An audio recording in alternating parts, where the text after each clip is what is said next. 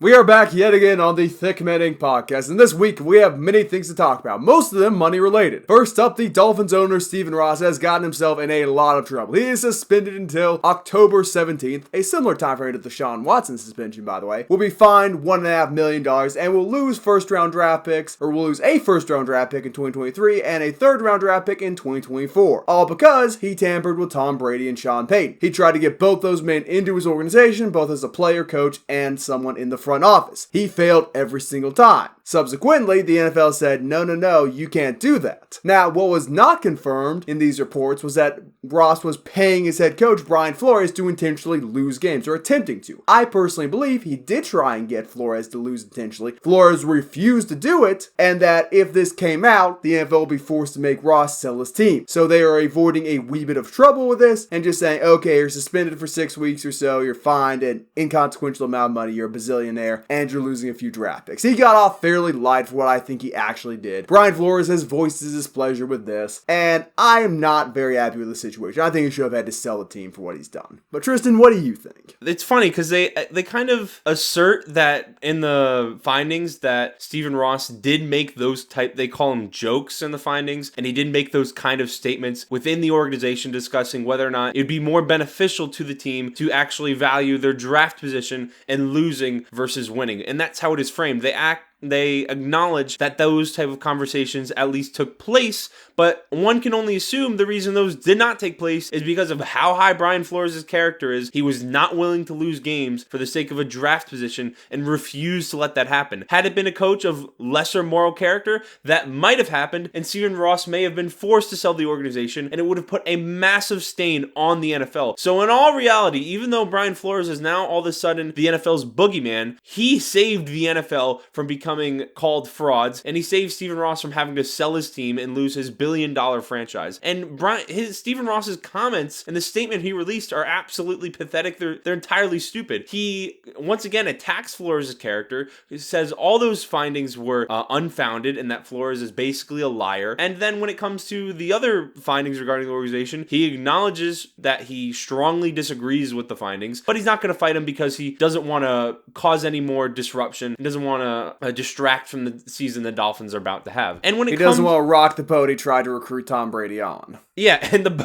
it just shows that the Dolphins are possibly the worst tamperers in sports history and definitely NFL history. In 2019-2020, they tried to lure Tom Brady that following offseason to their organization. Tom Brady went to a different Florida team, won a Super Bowl with that Florida team, played this past year, was very successful again. Then the Dolphins try and lure him again to try and come to the organization as a part-time owner, maybe even a player. They failed both times in those regards. Then with Sean Payton, they wanted him to be their head coach this season. In 2022, Sean Payton then retires. So what they're being punished for, losing a first round pick, losing a third round pick, being fined $1.5 million, they weren't actually successful in their tampering efforts. So they're getting fined for something they weren't even successful in, and it just shows a different level of organizational stupidity and incompetency. The Finn's gonna fin. I will point out it was a text from Bill Belichick which caused all this misfortune and debauchery in Miami. That man plays chess, not checkers. He's 12 steps ahead. There are no such thing as mistakes to him. He knew what he was doing when he texted Flores congratulating about the job he didn't receive. And all in all, just a masterclass in general by old Billy B. Good on him. He's the real winner of all this. Bill Belichick will always be thinking one step ahead. He'll always be thinking outside the box. This year, he doesn't even have an offensive coordinator. He has Matt Patricia as the lead offensive strategist. So maybe that's the new wave, and we're not going to have any more coordinators in the NFL, or at least the title coordinator. Yeah, he's doing that so he can pay him less money, that old cheapskate.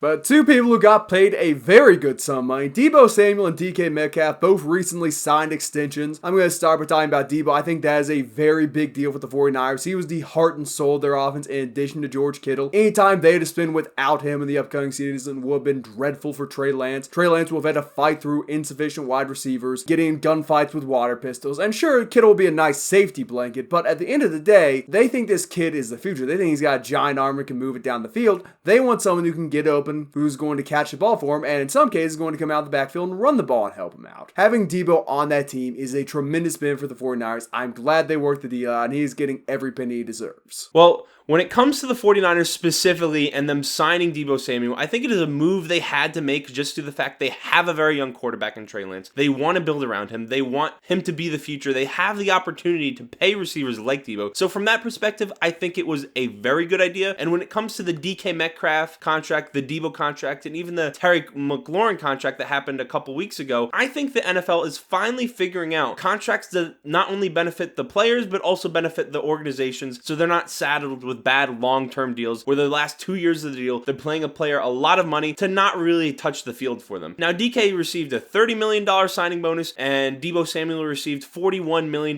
guaranteed at signing. I think this is the new way for players. They're taking a short-term deal where the organization isn't saddled with a 5-year deal where the last 2 years they may not be as productive. There's much more risk to the organization when they sign that long-term contract. And with the players, more guaranteed money, shorter deals, but even after the short deals, if they produce year in and year out and are still worth the money that they're getting paid at the end of the contract, they can re-up, double dip, so to speak, get another big contract, which will be even more money because 3 years from now, the wide receiver market will inevitably be higher than it is now. Tyreek Hill in 3 years from now will not be the highest paid wide receiver, and it is going to be someone making possibly $35 to $40 million a year. So I think the way contracts are moving is a great direction for both organizations, and it is moving in a great direction for players as far as guaranteed money goes, so there's not heavily incentive laden or there's a great risk if they get injured or something to that effect. I agree with what you said. I'm of the opinion that the DK Metcalf contract, the Seahawks should have fought a little bit hard to make that a long-term deal, actually, because short-term, they're not going to compete this season, and they're going to get a very good draft pick, I would hazard to guess. But do you really think a rookie quarterback is going to be able to lead them back to the playoffs? I don't really think that's an option for them for the foreseeable future. So a 3-year contract is just affirming that we are going to have to repay Metcalf. I would think they would rather say, okay, here's a 5-year deal, so maybe towards the tail end of that will actually be a relevant team competing for a playoff spot, as opposed to just now having to re-up him right as their window opens back up. I think it's a bit of a mistake by the organization. Obviously very good for DK because someone's going to pay him. He's a tremendous physical talent, barring injury. Top 5, top 10 physical talent in the whole league, maybe, regardless of position. So I'm a little bit puzzled by that, but all in all, if it makes everyone happy, good for them, I guess. Well, I think retaining DK was a very good idea because if they do get a young quarterback in there in the near future that can be a franchise guy, they have DK Metcalf on the field for them. Now, right now, they're not ready to win. The roster is really bad. They need to retain that talent. So signing DK Metcalf and extending him was imperative. Now, I do agree with you.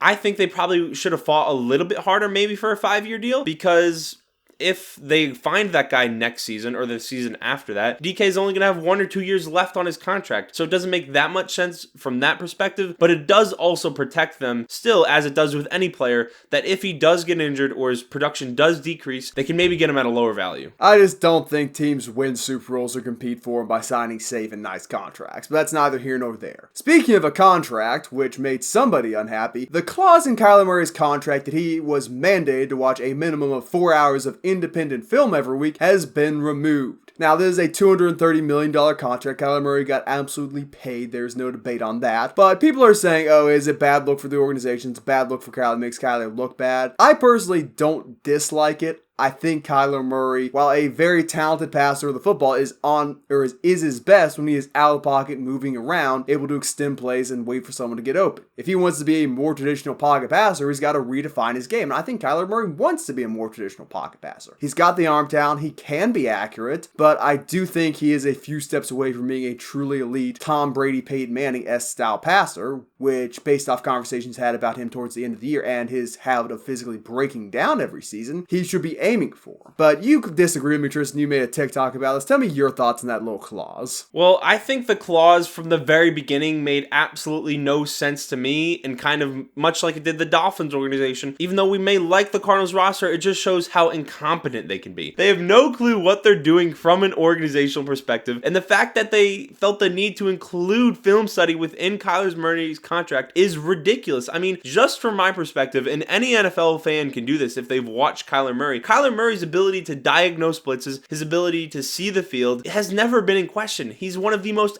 accurate quarterbacks in the NFL. So I don't get why he needs to study 4 hours of film outside of team activities, which he's obviously at the facility a majority of every single day since it is his full-time job. So why does he need to do it? Or why do you need to mandate 4 hours outside of the facility? If you believe in him, truly believe in him, he's going to be doing that anyway. That is not something you need to guarantee, and that is something that can just be a gentleman's agreement in the first place if that conversation even needs to take place. So I think the inclusion of it was ridiculous from the get-go. I think it's extremely ignorant to think that that detail was never going to get out to the public, and I am actually glad that they removed it from the contract because it at least now reinforces to us a little bit that they do believe in him. They are not looking to void his contract if he does 3.5 hours 1 week, and that they think he is the future of the franchise. And I think it does remove a little bit of the controversy. If there's a week where he doesn't perform as well, it'll still be there because this news got out, but I think it does remove it a little bit. More realistically, it got removed because there was so much public backlash against the Cardinals. You had fans, players, coaches alike speaking out against that. I'm sure that anonymous defensive coordinator has been commenting on Lamar Jackson and Patrick Mahomes had some things to say about it in favor of him watching 10 hours of mandatory film, but that's neither here nor there. Again, I think he might need to improve his ability as a pocket passer. I think that does come with film just as much as anything else. Really, it's talking about him getting away and diagnosing blitzes. A large part of that is him being 5'7", ducking under the defender and then running for his life, which, hey, that's a valuable skill to have. Maybe 2 other people in the league can do it like him, but if that skill goes away for some reason,